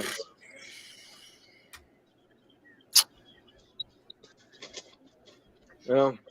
We beat Barcelona 3-2. Oh wow, we beat Barcelona 3-2 in 2008.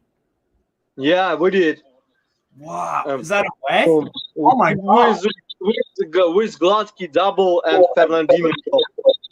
Oh my God!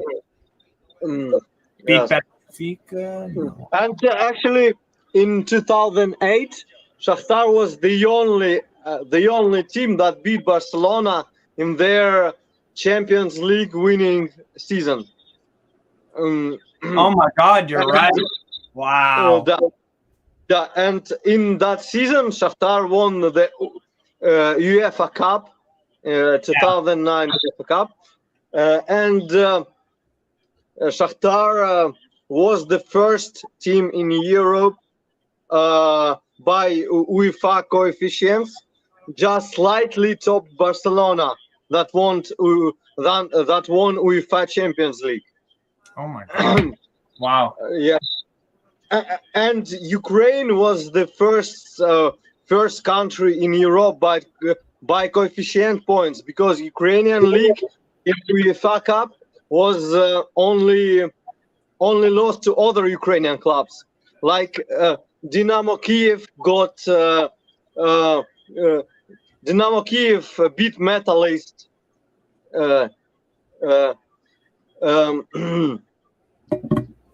In the round of 8, and in the semifinals there was a Ukrainian derby, Shakhtar Dynamo Kiev. Shakhtar obviously beat Dynamo Kiev and won the whole thing, and so Ukraine was the biggest country in Europe by UEFA coefficient in 2008, and Shakhtar the biggest club. Wow. Wow. Also beat Barcelona in 2004-05 2-0. Wow. Yes, Agahova scored a double. Who did? Mm-hmm. Who was that? Sorry. And by the way, this game, when Shakhtar won 2-0 Barcelona, it was the very first game for Lionel Messi for Barcelona. It was his debut in Europe. In Champions. Oh my God! Wow. Yes, and it was also a debut for Dmitro, 16 years old Dmitro Chigrinsky for Shakhtar. It was a debut game, and later he moves to Barcelona. Wow. That team had Shakhtar had Latsuva. I'm assuming is that a Lithuanian goalkeeper? Latsuva, Lastuva. It was a Czech goalkeeper. Czech. Okay, Czech. Dario Serna at left back, a back five. Stoichan, Hubschman, Lewandowski, Barchuan, Dulal, Vukic, Brandao. Oh, Brandao, okay. Matzulem, Agahawa. Yeah. Messi, Iniesta, Van Bronckhorst, Xavi, Puyol, Valdez, Silvinho, Biletti, Fernando Navarro. Oh, my God. That's impressive. Rafa Marquez off the bench, Ronaldinho, Deco, Eto'o. Wow. Yeah. Lots of future Barcelona stars start in that game. Wow. Look at that. 4 attempts on target that day for Shakhtar, 2 goals. Jesus. What was the possession?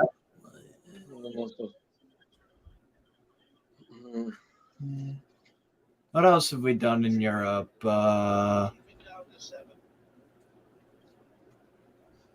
2000, 2001. We've only been playing Champions League since 2000? Yes.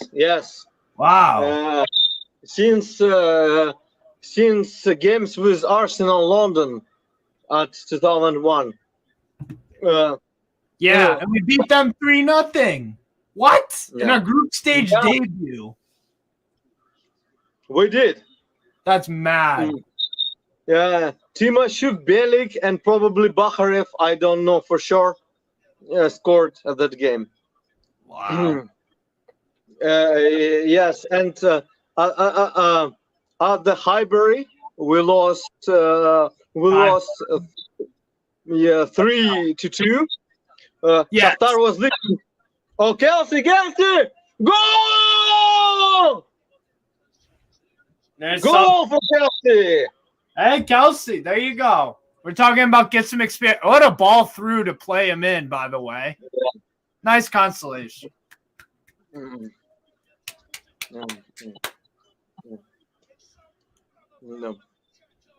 got something. There you go. Good for Kelsey, man. Good for Kelsey. Nice one. Yes. Nice. And good for all the Ukrainians at the Rotterdam because they had a abysmal match and a little bit of positive at the end. Yeah. There we go. There's something at least. He was clinical.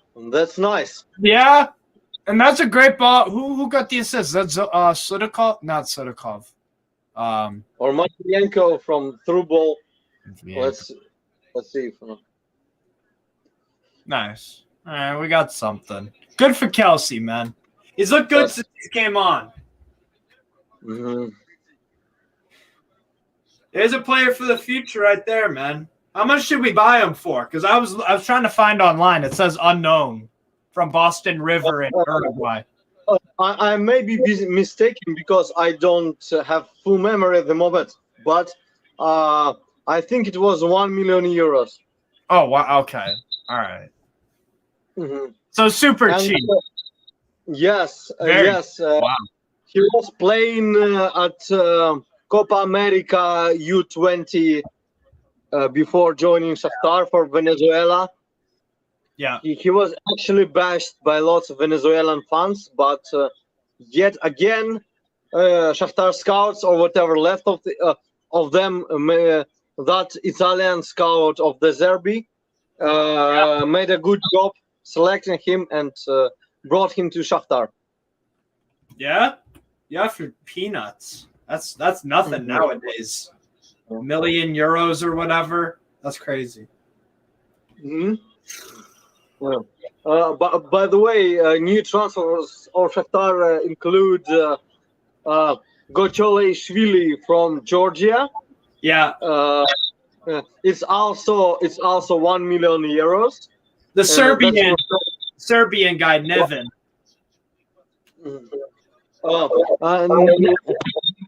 Neven Jurasic is Croatian, same as Croatian. Shakhtar manager Jovicevic. Neven Jurasic, he worked with Jurasic in Dnipro 1. But in the latest transfers, we had Gocholishvili from Georgia for 1 million euros for sure. And we got a guy from Tajikistan, a very, very exotic country for football. Also former USSR country that didn't produce much talents overall at all. It's Husrav Toirov his name. He's 18 years old, and he only costed Shakhtar 150,000 euros. Wow. Peanuts. Yeah. Yes. Final whistle. No, final whistle. Well, we got a goal back, and we didn't lose double digits. That's the only positive I can take. Yeah. I'm nervous in one aspect that this could affect our domestic form because when you take a battering like that, and we have to travel all the way back. Yeah. So I don't know. We'll see. But I don't know. Yeah. What are your thoughts, man? My thoughts were that sadly Feyenoord deserved that victory with their great game, their great strikes. I do also hope that Shakhtar's mental health will be untouched by this horrendous defeat in numbers. Particularly Trubin. What? Particularly Trubin, because he conceded 7 goals. That can destroy anyone. Close to that experience before. Yeah. So I hope Shakhtar will. Can you please watch what Shakhtar next game is? Yeah, we got. Hold on. Yeah, let me pull it up. Rook Live. If I'm saying that right, you'll say it right. Rook Live. Yeah, Rook Lviv. Yeah. Lviv. Yes. By the way, Rook Lviv Youth Academy beat Inter Milan in UEFA Youth Champions League and only lost to Milan, like in the next stage, 1-0. So they have a great academy and possibly a future transfer for Shakhtar as well, and national team candidates. Yes, it probably will be a tough game. Yeah, but Shakhtar needs to some positives after this horrendous loss today. Yeah, you could say that again, bro. Yeah, and Feyenoord got I don't know. Oh, they got Ajax. So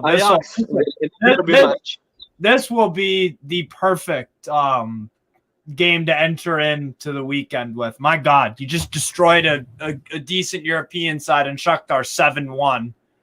That the confidence for them is going to be crazy. So I'm looking forward to see how they do. But thanks, Demi, for coming on, man.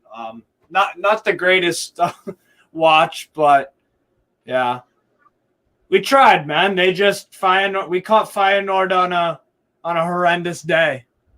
Yes, they're a phenomenal side. They really are. So, but yeah, thanks for coming on, man. I appreciate it. Yeah, thanks, Steve, our host. Please like and subscribe. It was an awesome cast in a terrible day for Shakhtar. Awesome. And see you guys probably soon. I don't know. Thank you, everyone. Absolutely. Peace out, guys.